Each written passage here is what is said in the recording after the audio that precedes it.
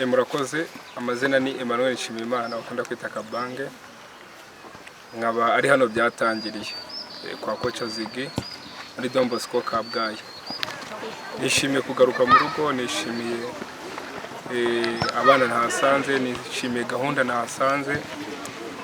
Bigaragara yuko niba haravuye impano zirenga 10 mu myaka iri imbere hazavamo zirenga n'izigera mu 100. Yaneye icyizere yuko ibyo twebwe twabuze cyangwa bagenzi banjye batabashije kugira amahirwe nk'ayanjye bazabasha kuyabona.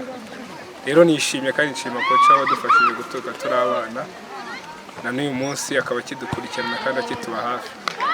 Icyo nabwira ababyeyi barerera muri iri shuri, nibatinye kandi bagira ubwoba, bari mu maboko meza kandi n'abana nabo bakomeza bashyiremo imbaraga, birashoboka. Natwe twaraciye kandi tuzi ko bizagenda neza, kandi hamwe n'Imana bizagenda neza. Murakoze.